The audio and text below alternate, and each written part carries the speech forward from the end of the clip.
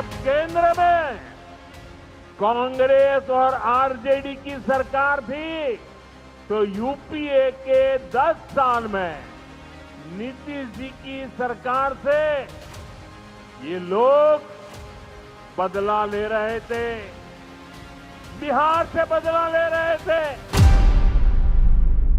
बिहार विधानसभा चुनाव का औपचारिक ऐलान अभी नहीं हुआ है, लेकिन सियासी हलचल तेज हो गई है। पीएम मोदी एक के बाद एक बिहार का दौरा करके सियासी माहौल बनाना शुरू कर चुके हैं। इसी कड़ी में प्रधानमंत्री ने शुक्रवार को बिहार और पश्चिम बंगाल को विकास की सौगात से नवाजा।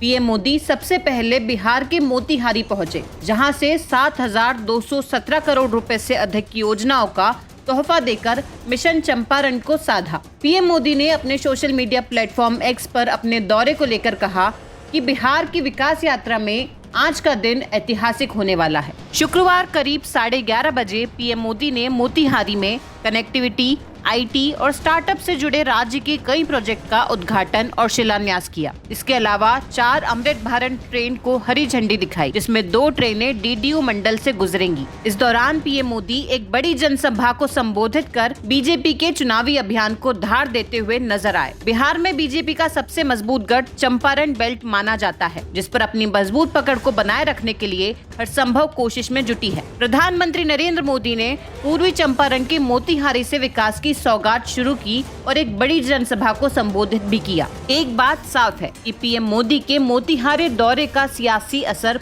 पूर्वी और पश्चिमी चंपारण दोनों ही जिलों पर पड़ेगा, क्योंकि दोनों ही जिले एक दूसरे से सटे हुए हैं। बीजेपी ने पिछले विधानसभा चुनाव में चंपारण क्षेत्र में विपक्ष का पूरी तरह से सफाया कर दिया था और अपना एक छत्र राज कायम करने में सफल रही थी। बीजेपी 2025 में 2020 की तरह ही चुनावी नतीजा दोहराने की फिराक में है, जिसे देखते हुए पीएम मोदी खुद मिशन चंपारण को फतह करने के लिए उतरे हैं। पूर्वी चंपारण जिले में 12 सीटें हैं, इसमें मोतिहारी, ढाका, चिरैया, मधुबन, पिपरा, गोविंदराज, हरसिद्धि, रक्सौल और केसरिया सीट एनडीए जीती थी। सुगोली, नरकटिया और कल्याणपुर सीट आरजेडी जीतने में सफल रही। वहीं पश्चिमी चंपारण जिले में कुछ 9 सीटें आती हैं, जिसमें वाल्मीकि नगर, बैतिया, लौरिया, रामनगर, नरकटियागंज, बगहा, नवतन, चनपटिया और सिकटा सीट। चंपारण के दोनों जिलों को मिलाकर 21 विधानसभा सीटें आती हैं। इसमें पूर्वी चंपारण में 12 विधानसभा की सीटें हैं, जबकि पश्चिम चंपारण में 9 विधानसभा सीटें हैं। 2020 के चुनाव में चंपारण क्षेत्र की 21 सीटों में से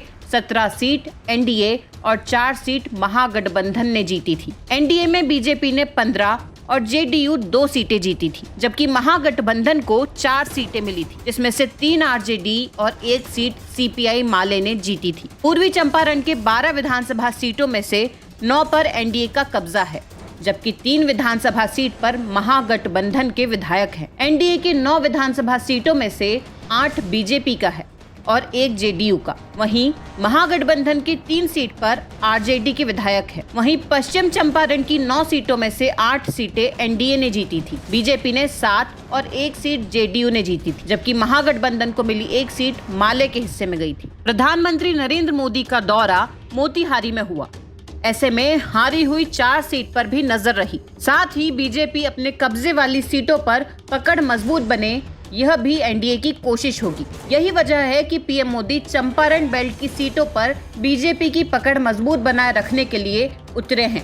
मोदी ने बिहार में चुनावी साल में 5वां दौरा किया है। मोतिहारी इसलिए भी महत्वपूर्ण है क्योंकि पूर्वी चंपारण और पश्चिमी चंपारण दोनों जुड़ा हुआ है। नेपाल से जुड़ा हुआ इलाका भी है, खासकर रक्सौल और उसके आसपास के इलाके। प्रधानमंत्री के दौरे से इन सब क्षेत्र पर काफी असर पड़ेगा। बीजेपी के दिग्गज नेता राधा मोहन सिंह इसी क्षेत्र से सांसद हैं और पूर्वी चंपारण से ही लगातार चुनाव जीतते रहे हैं। वहीं पश्चिमी चंपारण से संजय जायसवाल लोकसभा का चुनाव जीतते आ रहे हैं। बीजेपी के लिए यह मजबूत गढ़ माना जाता है। नीतीश कुमार के एनडीए में रहने का बीजेपी को लाभ मिला था, जबकि 2015 में जेडीयू के अलग हो जाने का नुकसान उठाना पड़ा था। 2020 के चुनाव में नीतीश कुमार के एनडीए में होने का लाभ बीजेपी को मिला था, लेकिन 2015 में उनके अलग होने का खामियाजा बीजेपी को चंपारण बेल्ट में उठाना पड़ा था। 2015 के चुनाव में नीतीश कुमार एनडीए के साथ नहीं थे, तो पूर्वी चंपारण की 12 विधानसभा सीटों में से एनडीए के खाते में 5 सीटें आई थी और महागठबंधन को 7 सीटें मिली। इसी तरह पश्चिम चंपारण की 9 सीटों में से एनडीए को 5 और महागठबंधन के हिस्से में 4 सीटें आई थी।